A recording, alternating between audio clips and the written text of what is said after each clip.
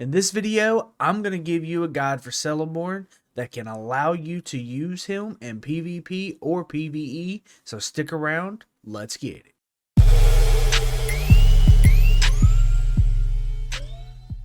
Welcome back to CO Gaming, and today we will talk about Celeborn. I'm going to give you a guide for him that will work in PvP or PvE. But before we do, I'd like to take a moment to thank all the new subscribers to the channel. I really appreciate your support, and I hope to continue to get support from others. So hit that subscribe button, smash the like button on this video.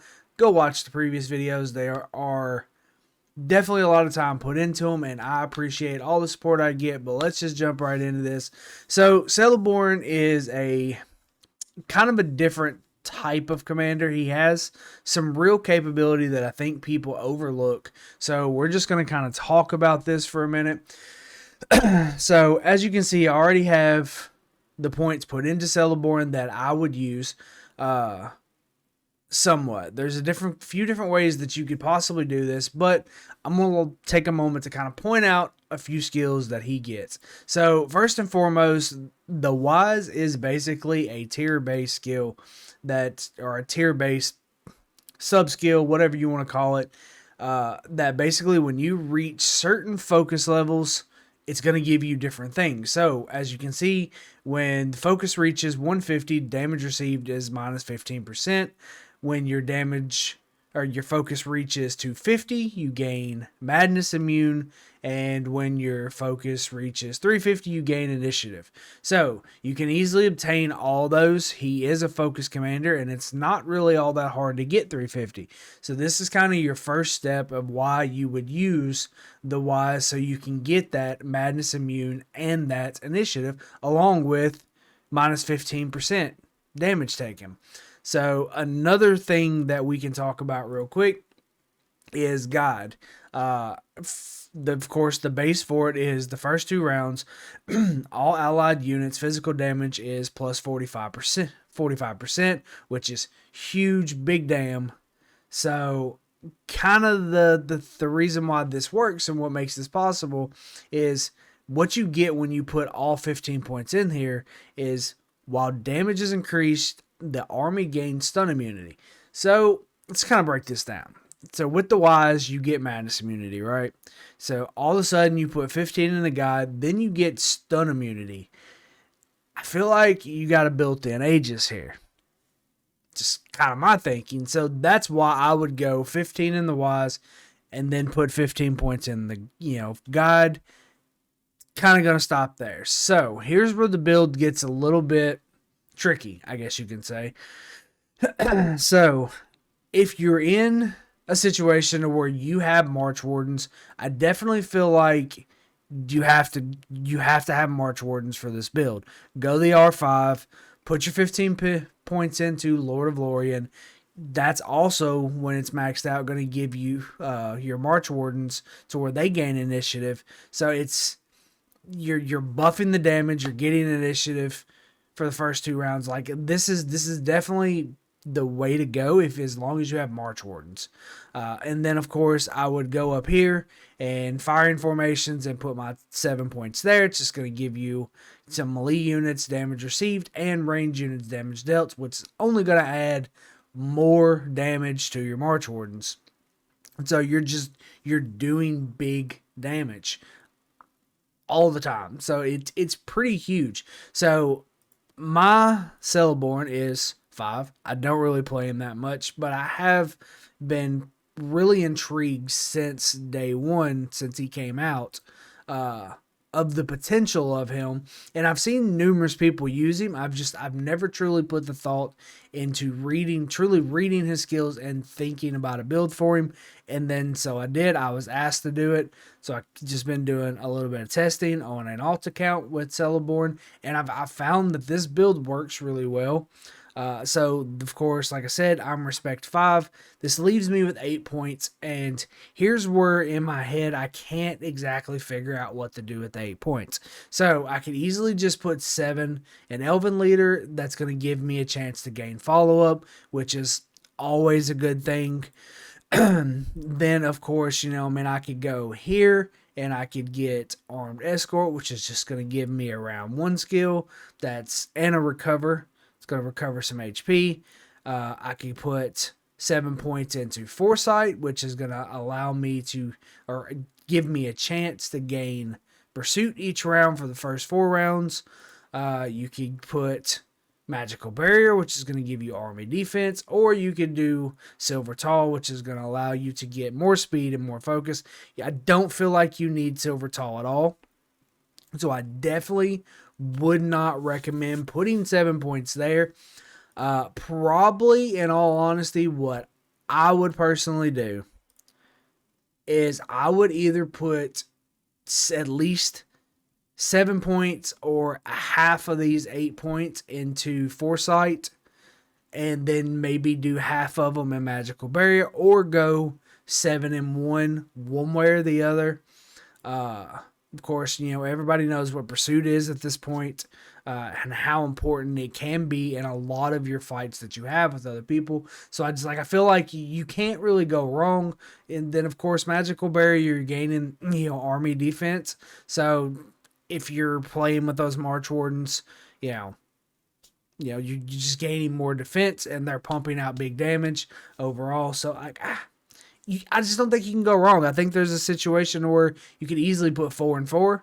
There's, easily put 7 and 1. But I think for me, I would probably do the 4 and 4 and just kind of roll with it that way. Excuse me. And that's going to give me a 40% chance to gain Pursuit each round, and also give me plus 13.1 during combat, as far as defense goes. So that's one build. In a situation where you can't get March Wardens and you can't play with March Wardens, you're definitely not going to want to go the R5, right? Like, there's no point in going the R5.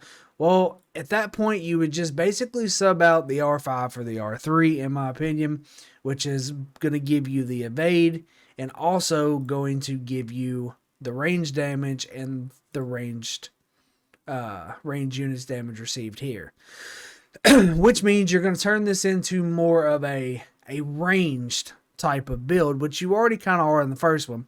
But this one's really going to give you that real ranged build, in all honesty.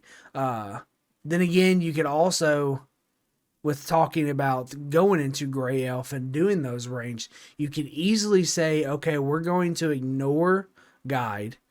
We're just going to exclude the 15 points and the 4 points there, and we could go the Wise, use a stun immunity helmet, get the Madness immunity here, and then go 15, stay the 4 out of this for now, go 15, 15, 15, 7, and put, split your 4 and 4 here.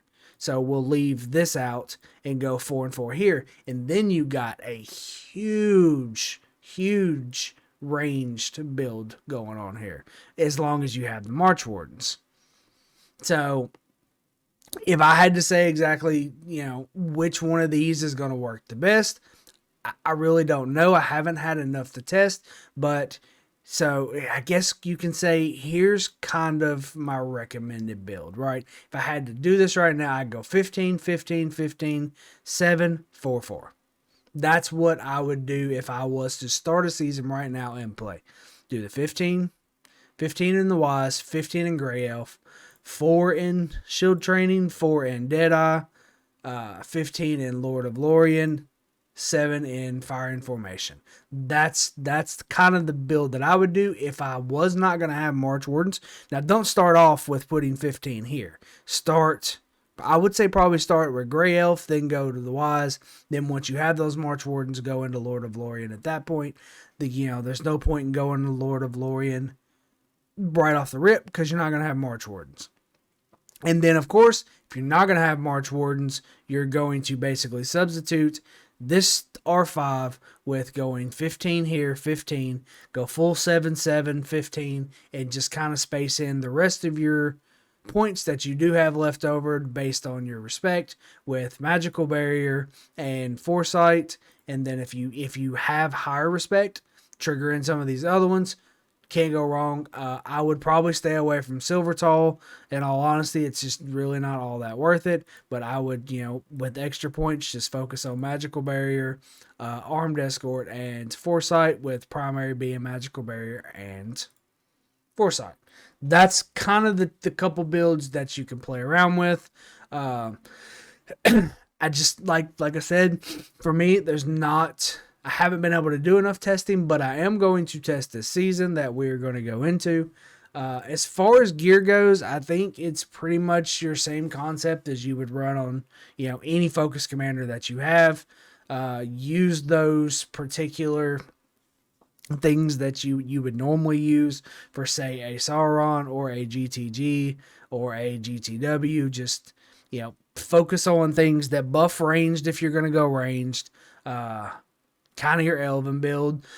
Another thing that is actually kind of good on Celeborn is the unique item. So if you do have at respect 10, it is something to consider to go into that, because it is a pretty good item to have. It's not the best, but it is usable, and you're not going to punish yourself by using it.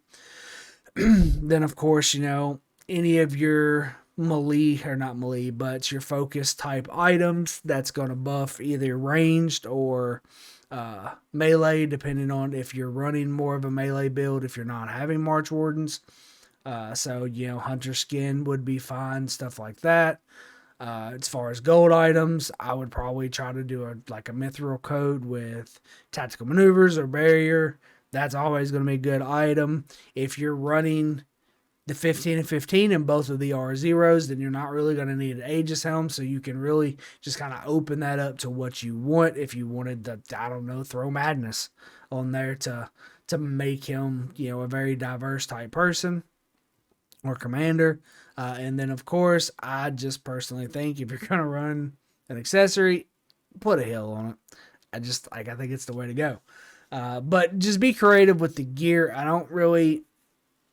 It's hard to really solo out any one particular set for Celeborn, because there's so many different variables that go into it now with this game and the stuff, the commanders that people are running and the builds that people are doing. I think you have to be a little bit more open-minded with gear. So it's hard for me to say without just fully playing him what gear you should run. But what I will say is you definitely want to go focus heavy. So build with at least getting up to your focus you need for, being in the wise tree in your skills. Like that's the best thing that I could say about that. Focus, focus, focus. Hit that, and then of course, build your defenses, build your attack. Do the things you would do in any other commander build in this game. It's really that simple. But that's it. That's kind of where I'm at with Celeborn and the way I would do it. Just kind of a quick recap. The build that I would use is 15 Wise, 15 Grey Elf, 15 Lorien, 7 in Firing Formation, 4 in Shield Training, 4 in Deadeye. And if I'm not going to have March Wardens, leave the R5 tree out. Go 15, 15, 7, 7, 15, and then add some points into each one of these. And I think that's going to be your best bet. I don't think you can go wrong with doing that either. That's the build. I appreciate you stopping by. I appreciate you watching the video. As always, subscribe to the channel. Smash that like button. Discord link is in the description. Come join, hang out. It's always great to talk to people in Discord. All the other information is there. Until next time, see you out.